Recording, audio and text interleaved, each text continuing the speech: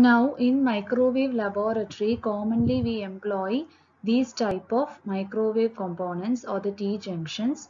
It is commonly used for splitting or combining of the signals, microwave signals. So in the last lecture, we have explained about one type of T-junction, that is a E-plane T.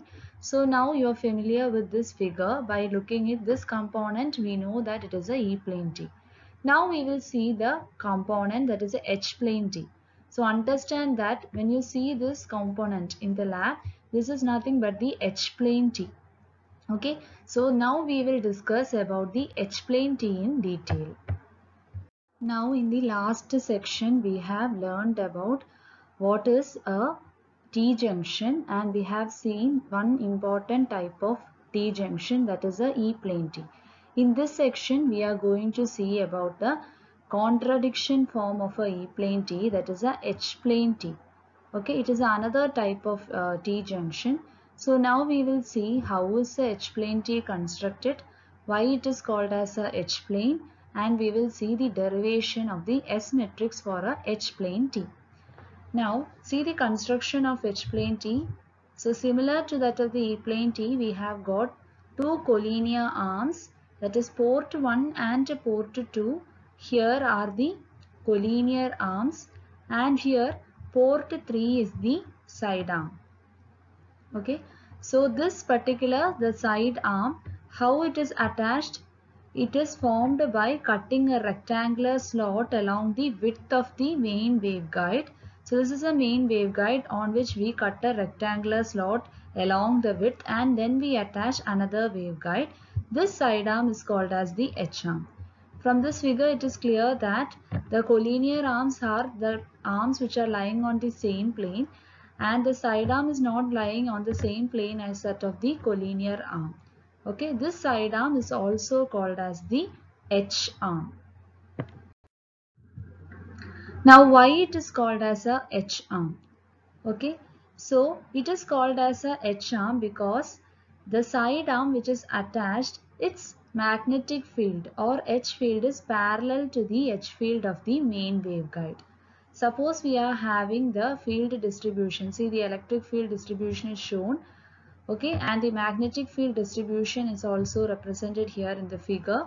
So if the side arm is attached in such a way that it is parallel to the magnetic field of the main waveguide, but it is shunting to the electric field of the main waveguide, that is why it is called as a H-plane T.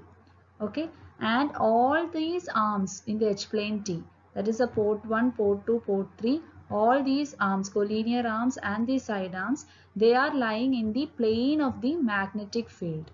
That is, a magnetic field is only dividing itself into these three arms. So this type of T can also be called as a current junction. Since it is a distribution of the magnetic field on the three arms, we can also call this particular junction to be a current junction. Okay, so that is why we call the name as a H-plane T, and we can also call it as a current junction. Now coming to the property of the H-plane T, if we are feeding the input waves to the collinear arms of port 1 and port 2, the wave which is appearing at the port 3, that is a side arm, will be in phase and additive. And in the other way, if we are feeding the input to the side arm port, the wave will equally split between the port 1 and port 2. So we can also call, like the E-plane T, H-plane T can also be called as what? A 3 dB splitter, since power is getting equally divided. Then we will have a doubt what is the difference between the E-plane and H-plane. The difference is that in E-plane the output will be not in phase.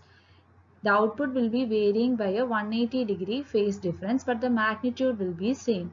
Whereas in H-plane, the output will be of the same magnitude and also they will be in phase. Okay, so remember that the in phase part is there in the case of a H-plane T. Okay, so the S matrix, when we are computing the S matrix of H-plane T, it is similar to that of the E-plane T, except for the fact that S13 is equal to S23. That is, say you feed a input, say from port 3, the output which is appearing at port 1 and 2, they will be in phase and same in magnitude. Whereas in the E-plane T, one will be having a negative sign. Either S13 or S23 will be having a negative sign in case of a E-plane T. So that is a basic difference between the H-plane T and the E-plane T. So how can you call the side arm of a H-plane T? It will be also called as an additive arm, since the output will be the sum of the two input signals. So how do you call the side arm of a E-plane T? It was a difference arm. Okay, so this is a basic differences between the H-plane T and the E-plane T. Now we are going to derive the S matrix for H-plane T.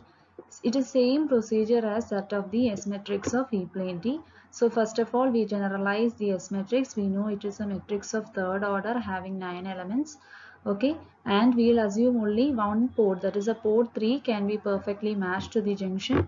So this component, there is no reflection from port 3 since it is perfectly matched. So S33 is equal to 0. And as already written in the previous slide, we know S23 is same as that of S13. Okay, same magnitude and in phase. Okay, and also from the symmetry property of the S matrix, Sij is Sji. So S12 can be written as S21, S13 as S31, S23 as S32. Okay, so using all these symmetry property, we can again rewrite the S matrix. So applying all these properties of the S matrix and assuming that port 3 is perfectly matched, we can modify the S matrix as such. Okay, what is the next step? We go on to write the identity property of S matrix, that is S into S conjugate is equal to identity matrix, and then further solve for the value of S matrix. So from the unitary property, S into S star is equal to I, taking R1 C1, R2 C2, R3 C3. Along with that, we also consider R3 into C1 for solving. Okay, and state it as equations 1 to 4. Now again, kindly observe this equation. We can draw some inferences about the other elements of S matrix.